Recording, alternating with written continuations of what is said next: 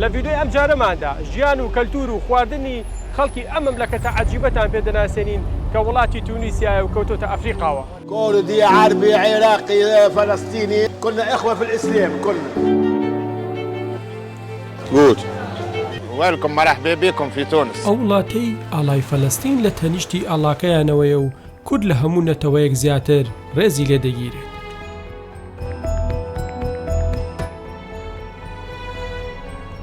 سەردانی کۆنترین زانکۆی ئیسلامیمان کرد.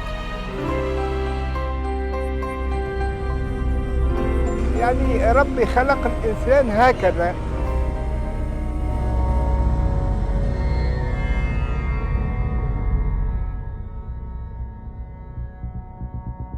نحن في تونس بنحب الشعوب العربية. چونە ناو خەڵک و عادات و تەقالیدی تونیسیەکانمان زانی. لە هەمووی گرنگتر کاتێک کە دەڵی کوردم لەم وڵاتە خەڵکەکەی سەرماچەکات لەبەر خاتری سەلاحەدینی ئەیوبی ئەمانە ڕێز لە کوردەگرن. ڕۆشتین بۆ خۆشترین شاری گەشتیاری و چیرۆکێکمان لەو شارە بۆ تۆمارکردن.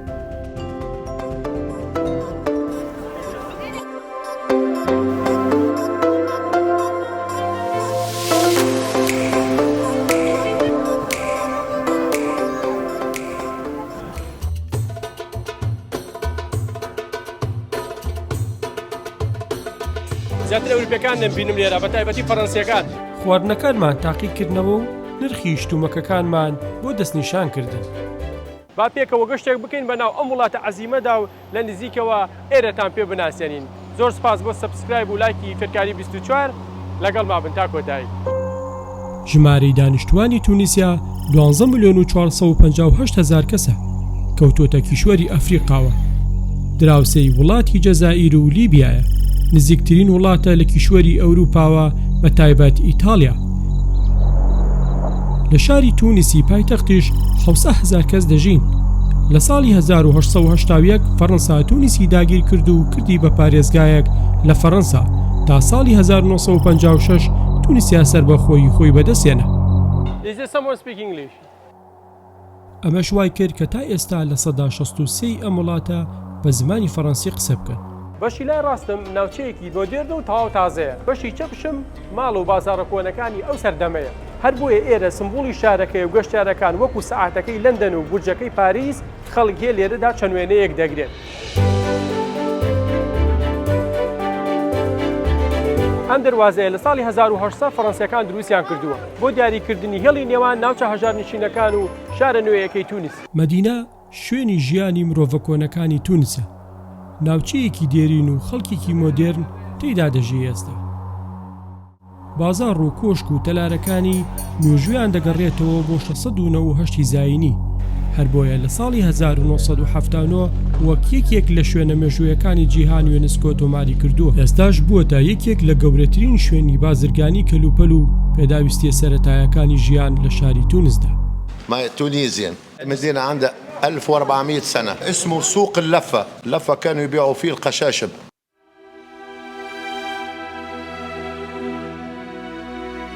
لە شێوەی بازنەی بە دەوری بزگەوتی گەورەی زەیتونیە دامەزراوە بە درێژایی سەدەکانی ناوەڕاست پرەی سندووە. وهذا ثم سوق النساء ثم سوق العطارين سوق العرائس. بە خواردن و خواردنەوە و شیرینە تایبەتەکانی سەرنجی گەشتیارانی وەلای خۆی ڕاکێشاوە کە ساڵانێکە مرۆڤە کۆنەکانی تونس خاوەندارەتی دەکەن و لە باو باپیرانیانەوە بۆیان ماوەتە. جا با پیاسەیەکی بەنام قەیسەرەیە بزانین شتەکانیان چۆنە و تا چەند هەرزانە.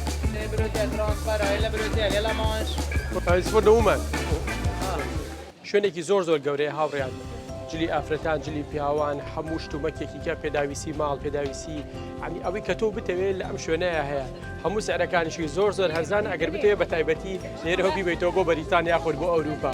جا لە ئەم شوێنە منبعی کڕین و فرۆشتنی جلە هەرزانەکانە. هاوڕێیان ئەو جانتای کە لەسەرۆیە لە بەریتانیا سێرم کردووە بای 45 پاوانە لێرە بەچەنە بە 50 دینار 50 دینارەکە سێرم کردووە لێرە 12 پاوان و 75 پێنسەک شت زۆر هەرزانە لەم شوێنە. this is good. خواردنەکان شعبین سوور خۆیانی پیوە خەریک ناکەن هەرچی بێت بە دەستیانە ئەیخەنە سەر ئاگرەکە. خلاص بەس بیشۆرە برا ڕۆپیسەکەی پێوەیەوە. وەش وەشین خلاص بس هذا بيسة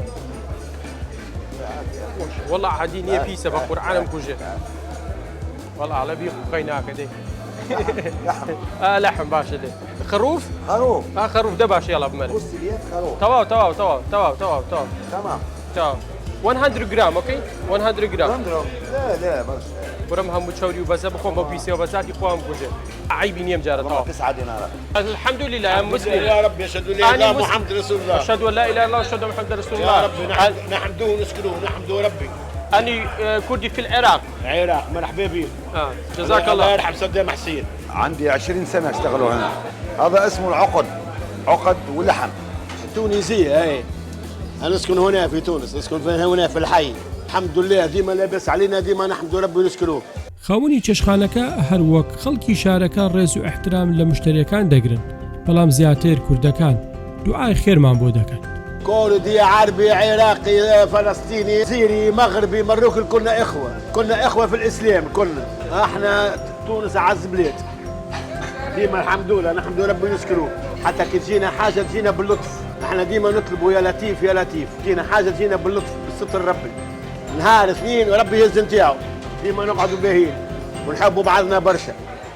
أما دوگی حیوانەکە بێ بژانین هاوڕێیان ئەمە سووسێکی زۆر تایبەتە هاوڕێین تونسیەکان خۆیانە لەگەڵ بیبەر و دۆشا و کۆمەڵشتی ترا تێکەڵێکان زۆر تونە ئەمە هیوایەتی و کەسانەیە کە حەزیان لە سپەیسیە ئەمانەی کە بینن هاوڕێیان هەمیان لوقمە قازی فرۆش و شیرینی فرۆشەکانن ئابم کۆڵانانی کە شاڕۆی هەمی جلوبەرگی ژنان و جلوبەرگی پیاوان و ئەنواع شتی دەستکردیان هەیە لێرە خۆیان دروستیان کردووە ئەیفرۆشن بە گەشتیاران بەڕاستی مەدینە شوێنێکی زۆر تایبەت و خۆش و گەشتیاریە ئەگەر هاتن بۆ تونس هیوادارم بێن سەردانی ئێرە بکەن هاوڕێیان ئێرە شۆکە بینن وەکو ناو بازار سلێمانی وایە کۆکولای کۆنەفرۆشەکانی خۆمان ئەنواع شتی کۆنی تایە شتی تازی تایە بالانی کە لە ئەوروپاوە زیاتر یەتێن لێرە ساقەکەنەوە و ئەفرۆشن بە خەڵک شوێنەکانی ئەمەنە کۆنە هاوڕێیان کە هی بە ناوێ پیاسەیەکی ئەگەڕێنێتەوە سەدان سەدە پێش ئێستا Do you know Kurdistan? كردستان جنتيمان كردستان صلاح الدين صلاح الدين أنا اسمي فتحي فەتحی دوکانارە لە مەدینە عەتر و ڕۆنی ئەرگانە فرۆشێت و زیاتر لە 1000 ساڵە بەم شێوەیە لە باو باپیرانیانەوە بۆیان ماوەتەوە و دەست بەدەست کارەکەیان گەیاندۆتە ئەمڕۆ و ئێستاش بەردەوام كانت هنا هذه عندها سنين عندها فوق 800 سنين عندك الجامعة زيتونة عنده 1400 سنة من 732 جامعة الزيتونة خشبية كوفرت ويخدموا فيه السجاد كله يخدموا فيه السجاد أدوي كله بالصناعة التقليدية سوق اللفة على اليمين سوق النساء كانوا النساء يبيعوا فيها الفضة يبيعوا فيها الفضة بەهۆی پیرۆزی ناوچەکەوە هیچ کەسێک ڕێگە پێدراو نییە ئەلکۆحۆل لە مەدینەدا بخواتەوە پەیڕەوی دابوونەریتی ئاینی پیرۆزی ئیسلام دەکەن Here in Medina, excuse me, don't drink alcohol here in Medina. Of course, no we are like Muslim. cafe, no like bar. This here, no, bon, like Muslim, Yeah. or like Muslim, don't drink here. Yeah. Drink the center. Nobody can drink in alcohol No, in this area. alcohol in Medina, no. Mr. Fadya, so this is your place. This. Welcome. This you find the sense, the perfume. Yeah. Mais no alcohol, the sense natural. This is for massage. Yeah. It is flor de jasmine. Okay. Jasmine comme parfum, et parfum house. هذا كارتاج. كارتاج. How much you sell here every day? Much. 720 سنة. 1020. 1020. This antique look here. هەمووام عەترانە خۆیان دروستیەکە. All the natural or Natural. No, look here, sorry. Excuse me. طبيعي. No alcohol. No alcohol, nothing. Okay. No alcohol. not alcohol. No, l'alcohol, no. This is, for example, this bottle, like one roll, one good here, one good here. This 20 gram, 20 dinar. Like this small, this 15 dinar. ئەم شۆپەی کەتی ئەم هاوڕیان هی کاک فەتحیە یەکێکە لەو دوکانی کە لە ناوچەی مەدینایە ئەم شوێنی کەتی ئەم فەتحیە لە مێژووەکەی بۆ 1020 ساڵە گەڕێتەوە بە عایلەیە هەموو خەریکێم عەتر فرۆشتن نەبووین 3 دینار و 80 سەن یەک پاوەنە و 25 گرامی تایە ئەمە هەر گرامی ئەیە بە 1 دینار یەکێک لە گرنگترین شوێنەوارە کۆنەکانی مەدینە مزگەوتی زەیتونیەیە. This Arab المدينة. This is the big mosque. الزيتونة جامعة الزيتون.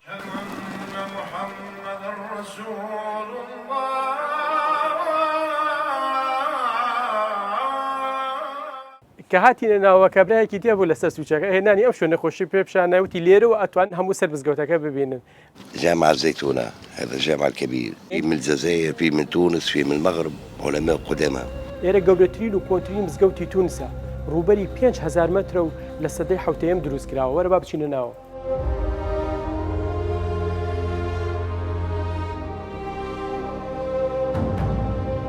ئێرە بە یەکێک لە گەورەترین و کۆنتترین زانکۆکانی ئیسلام ناسراوە زیاد لە 1000 ساڵ زانا و پیاوە گەورەکانی ئیسلام لەم مزگەوتەیە دەرزیان خوێندووە و هەروەها زۆرێک شانبوون بە کەسانی گرنگ و زانا و ناوداری ئیسلام و دەیان کەسی وەکو خۆیان فێری قورئان خوێندن کردووە لە مزگەوتەدا و ئێساش بەردەوامە خەڵکان هێن بۆ ئێرە و مناڵەکانە فێری قورئانی پیرۆزەکەن لەلایەن کەسە گەورەکانە و زانا بەناوبانگەکانی تونس. دوو لەو زانا بەناوبانگانی کە لە تونسا و لە مزگەوتەیە بوون بە زانا و ئیمام مازری و ئەبولقاسم الئەجیبیە کە زانایەکی گەورەی ئەو سەردەمە بوون و دەستێکی باڵایان هەبووە لە گەورەکردنی مناڵان و دینی ئیسلامیان بە جوانی ڕوون کردوێتەوە بۆ خەڵک.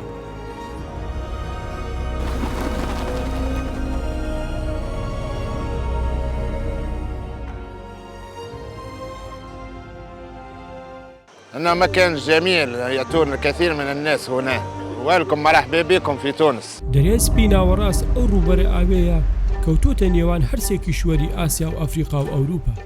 ڕوبەرەکەی 2,500,000 کیلۆمەتر چوارگۆشەیە. لە دەوروبەریدا چەندین شارستانێتی کۆنی مرۆڤایەتی هەیە کە خەڵکی ئەم مەملەکەتە بنیاتیان ناوە و بۆ چەندین سەدا جیهانیان بەڕێوە بردووە. دەریاکە بووەتە شوێنی حەوانەوەی گەشتیاران و سەدان هەزار دۆلار دێنە ناو وڵاتەکەیانەوە. خەڵکە هەژارەکەی تونسیش کردویانە بە شوێنی ماسیگرتن و بژێوی ژیانیان. ناوەڕاستی دەریاکەش بووەتە شوێنی مەرگی کۆچبەر ئەفریقیەکان کە بە لێشاو ڕوو دەکەنە وڵاتی تونس و ئەم ڕێگە ترسناکە دەبڕن بەرە ئەوروپا. موجود في كثير يجي هنا تونس من أفريقيا من السودان من كاميرون من شو اسمه موريتانيا برينير also from Algeria الجزائر Algeria he comes from Tunis لأنه من ڕۆشتن بۆ بازاڕی ماسی فرۆشەکان کە زیاتر لە 1000 ساڵە بازرگانی بە ماسی ناو ئاوی تونیسیاوە دەکەن و بژێوی ژیانی ماسیگرەکانی دابین کردووە. ئێرە وەکە بینن بازاڕی ماسی فرۆشەکانی تونسە هەر وەکو بازاڕە کۆنەکەی یۆنان وایە هاوڕێیان هەموو ئەو ماسیانی کە لە بەحرەکان نایگرن هێننی لێرە ساقەکەن و ئەیفرۆشن بە هاوڵاتیان بە نرخێکی زۆر کەم و گونجاو. ئەمە لێرە خوادای ناوە خانوویەکە هەبێ بیگری بەکرێ و بچی لە ماڵەکەی خۆتا لەم جۆرە ماسیانە بکڕێت و بیبێتەوە بۆ ماڵەوە بیبژێنی. سەریشان زۆر هەرزانە.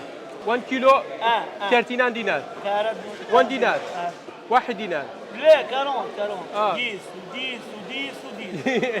يعني 30 دينار 10 دينار كيلو بعد دينار و8 سنت. They catch from the Tunis Sea and they bring it here to sell.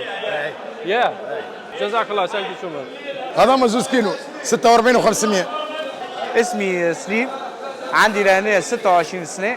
مارشي سنترال هذا دوزيام كوب دو باري. السوق هذا تم إنشاؤه عام 1901 يفتح على الساعة 6 صباحا ويغلق على الساعة 16.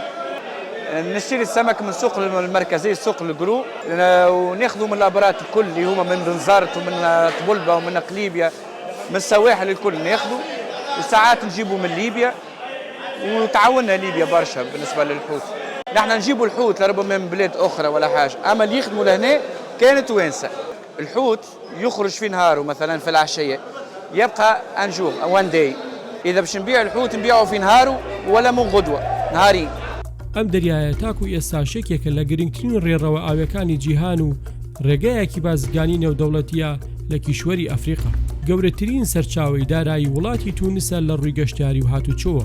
ئێمەش وەک گەشتیارێک لە قەرەباڵخی و جەنجاڵی ناو پایتەخت دەرچوین بەرەو شارە گەشتیارەکەی حەمامات. هاوڕیان لەمە حەتەی پاسەوە ئێستا ئەڕۆین بۆ شاری حەمامات. لێرە نزیکی ساعتێکمان پێچێت ئاگەین ئەوێ و بلیتەکەشی تەنها بە 5 دینارە. بەڵام ئەگەر بە تەکسی بڕۆی لەوە ئەچێ 150 بۆ 200 دینارە لێ بسەن. شوێنێکی زۆر هەرزان و کاتەکەشی کورتە. هەچ کاتێک هاتن بۆ شاری تونس لێرەوە سەفەر بکەن بۆ حەمامات. شاری حەمامات تەنها 65 کیلۆمەتر لە شاری تونسی پایتەختی تونیسیاوە دوورە. دەکەوێتە بەشی باشووری ڕۆژهەڵاتی شاری کابۆن و بەشێکە لە پارێزگای نابۆڵ.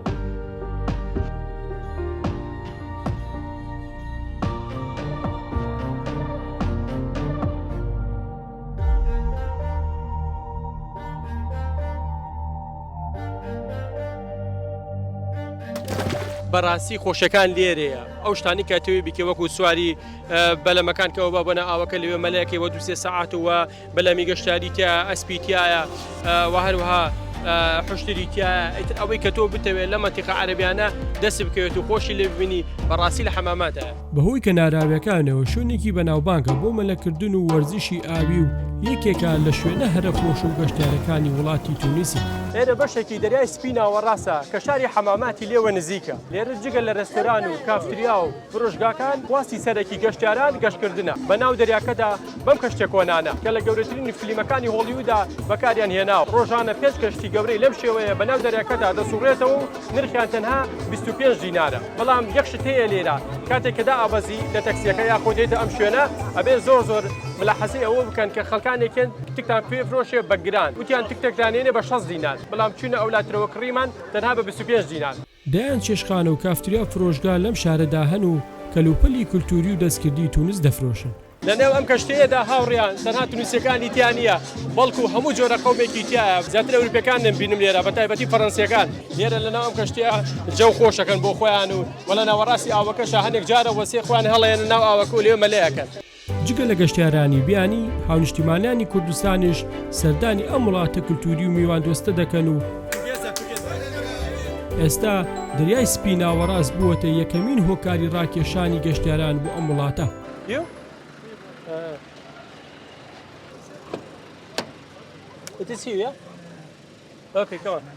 هاوڕیان ئەگەر هاتن بۆ وڵاتی تونس ئەوە بێ ئەم ئەپلیکیشنە داوڵۆنکەن لە تەلەفۆنەکان تا ئەپلیکیشنی بۆڵتە.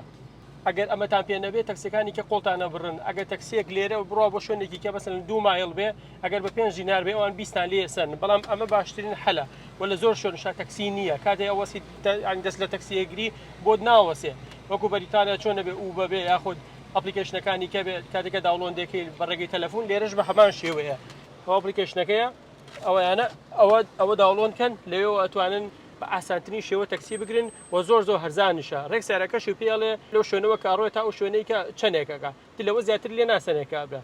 ئێستا ئەم شوێنەی کە ئێمە بۆی هاتوین ئەمە ناو سنتەرە لە وتێلەکەەوە بۆ ئێرە تقریبان هەمی دەقەیەک دوورە پێشتر 25 دینارمانەیە کەچی ئێستا تەنها بە 5 دینار ئێمەیەناوە. You working long time here?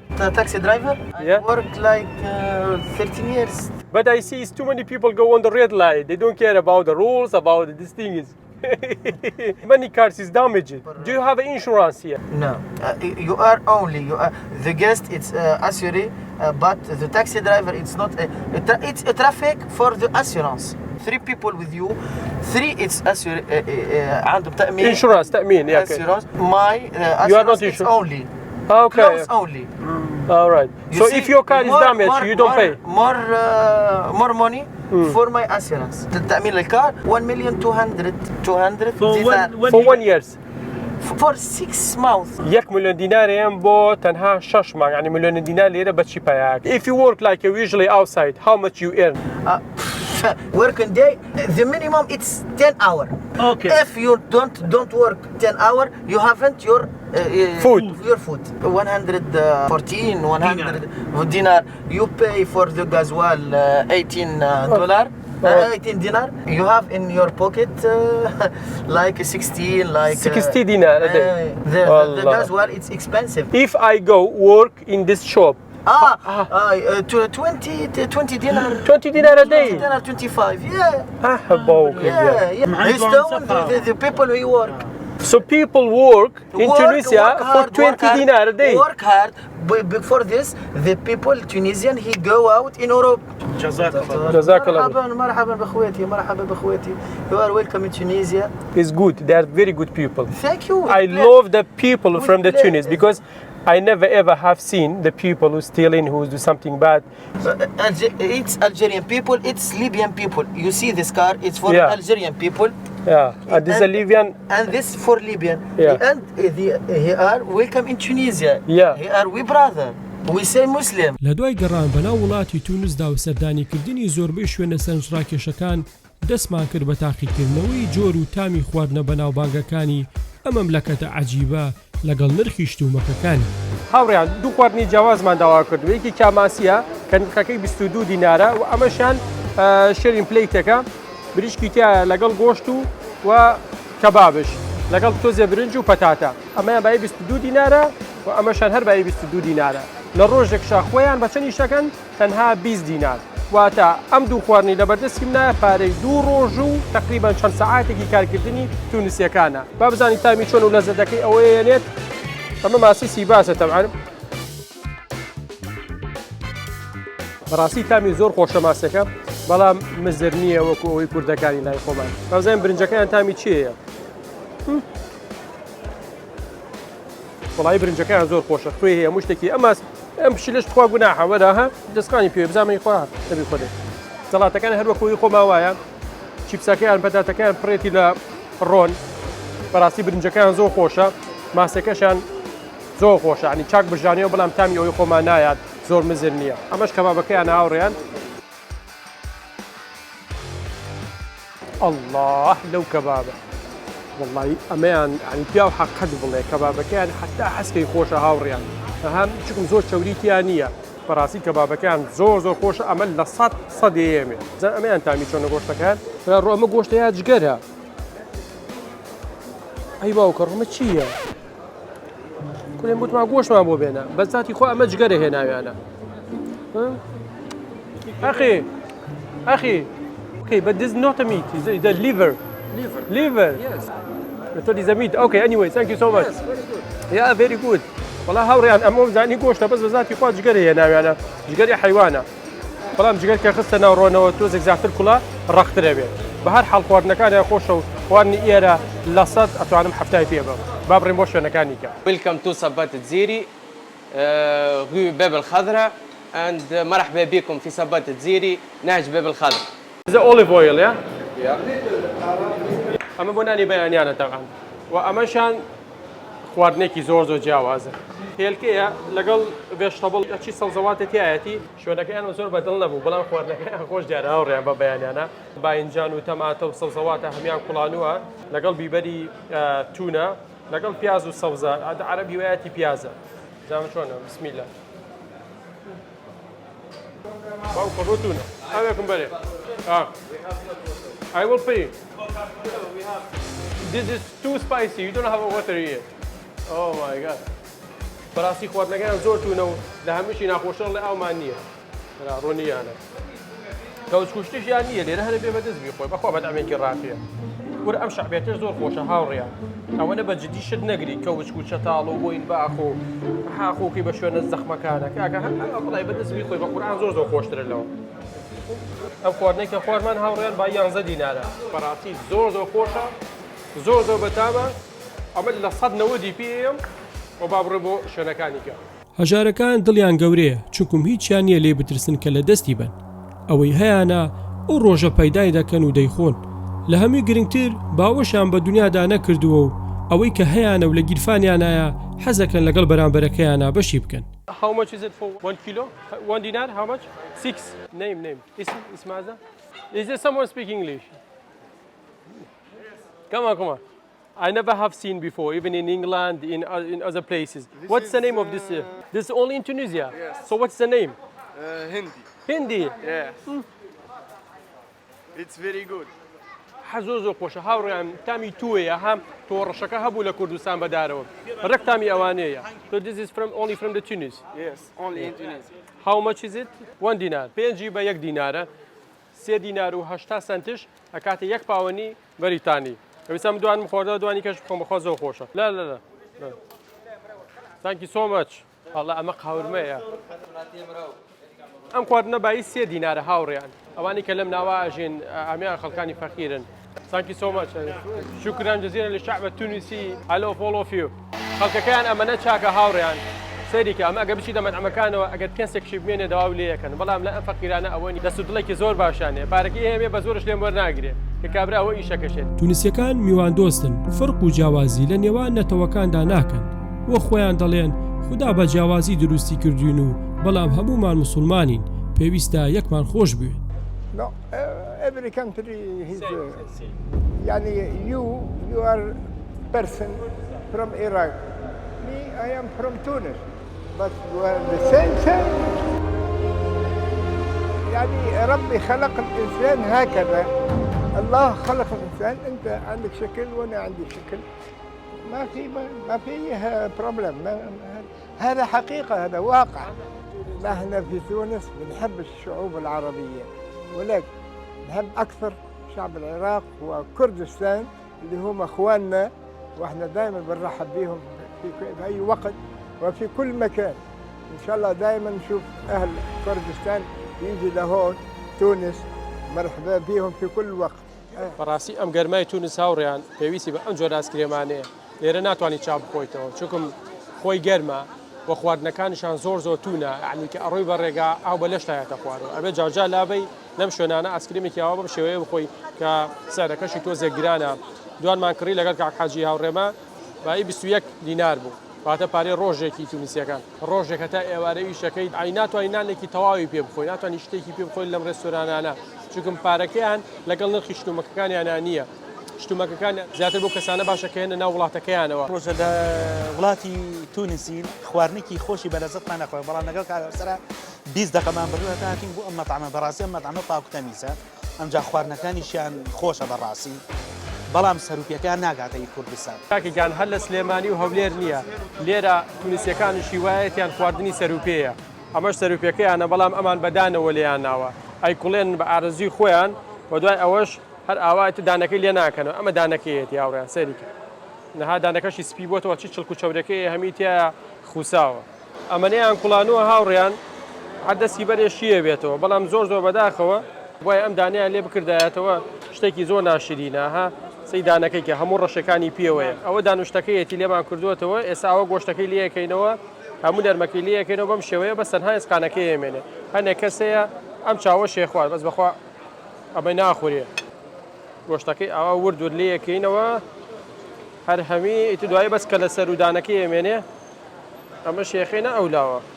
ئەمە سەرروپێی تونوسیەکان لەگەڵ زەیتون و لیمۆدایاناوە. ئەمەش نەتێکێتی لە زمانەکەی بای 20 دیناری تونوسیە. جا زمانەکە شامپان نەکردو هاوڕێیان سەریکە، هەر بە پێسەکەی خۆیەوە لیاناوە. زانتامی هەیە هەنێکە سەڵێ براڕۆ ئەمە چۆن نەمەی بۆ خورێ، بەخوا خۆشە هاوڕێیان بەلەزەتە بەو لیمۆ و ترشی شتەوە لیان ناوە، بەڕاستی خۆشە.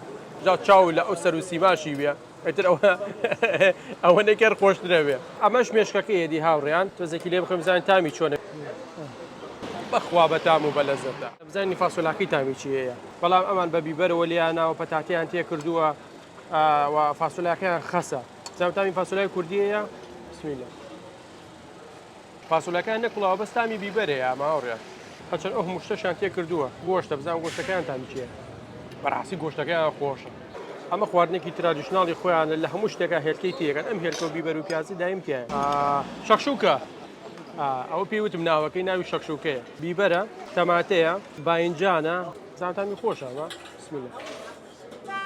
میان تون نییە، ئەمریشکە زۆر تامی هەیە هاوڕێیانە. هەرسێک بەسەریکە چیان پێوە کردووە، تەماتە و لیمۆ و ئەم پیازە لە سەریان کردو، وڵی نازانم بۆ دیکۆرە بۆ چی. بیبەری تونیان پێوە کردووە لەگەڵ کۆمەڵی بەهارات و تەرتیباتی خۆیان بە فڕن برژانویانە. سەیری ڕەنکەشی کە چەند جوان دەرچووە، زەر دەرچووە. هەنێ مریشکەیە کە ئیکوڵێنیت یاخود ئەی برژێنی بە فڕناوەکەی نابژە، بە سەریە ناوی ئەمەکەنە هەر هەمی برژاوە، یەک دنی خوێنی پێوەنی هاوڕێ. تاوەکەشی مزرە. خواردنی تونوسی هاوڕێیان بەڕاستی زۆر خۆشە و زۆر شەرزانە، بەڵام بۆ خۆیان نا بۆ خۆمان. خوای گەورە بەرەکەتی تێ بخات و سەدە وەندیکەیان باتێ و ڕزگارشیانکە لەم نەهامەتی و فەقیرەکە هەیەە. ئەمە ئەلوەکەی ناوە تونسە هاوڕێیان، هەموو جۆرە میوەیەکی فرێشی تا دەسەکەوێت. لەگەڵ ئەوەشان نرخەکەی زۆر هەرزانە، تامی هەموو میوەکانی زۆر سروشتی و خۆشە. بامەیەکی زۆر وردیان هەیە زێریکە دنکەکەی یەک تۆزە، بەڵام نرخەکەی زۆر گرانە. کیلۆی بە 28 دینارە، واتە پارەی ڕۆژێک و تاقێکی ئیشکردنی تونسیەکانە. پارەکەیان لەگەڵ شتومەکیانە نییە، بەڕاستی سەعری شتومەک لە ناو تونسا زۆر گرانە بۆ قەومی خۆیان. أكثر من 10 سنوات تجديد، 80 سنة. 80 سنة. أما التجديد اللي صار عنده أكثر من 12 سنة. اللي يعمل هنا من 20 حتى 30 دينار. الله. قيوة أخوة قيوة. أخي قديم مع ذاك. لا بس يعني. لو أنا كيلو هنجيد بدأ دينار بو. ليرة بس 3 دينار. لە شوێنەکانی کە بینی بە 9 دینار و 6 دینار وانێ، یعنی ئەگەر بگەڕی هەمان شتە، بەڵام سعرەکانی تۆزێ فەرقی هەیە. کیلۆی هەنجیر بۆ ئێمە لەوە ئەچێ هەرزان بێت، کیلۆی تەنها پاوەنێکەکە بێت بە 3 دینارە. بەڵام لە هەندێک وڵات وەکو بەریتانیا کیلۆی بە 13 پاوەنە. وە لە فیلەنداش بە حەڤە ئێرۆیە کە گرانترینیانە نازام لای ئێوە بچەن. هەندێک کەس زۆر جار بە ناچاری کارێک دەکات کە حەزی لێی نییە بەڵام دەکرێت لە تەنیشتیا هەمان کار بکەن کە دڵمان پێی خۆشە و بەختەوەرمان دەکات. أنا ما أشتغل في السوق المركزية منذ سنين يعني. أنت أرتيست؟ يس. أنا أشتغل هنا نعمل انستالاسيون. هەموو کەس ئیشەکەی خۆی خۆشەوێت. ئەم پیاوە لێرە فۆتۆگرافە و لەگەڵەوە شامیوە ئەفرۆشە بەڵام ئەم شوێنە خەڵک زیاتر بۆ وێنەگرتن نەک بۆ میوەکڕین خۆی فۆتۆگرافە و لێرە خەڵکی ڕسم لەگەڵ میوەکانی ئاگرێت.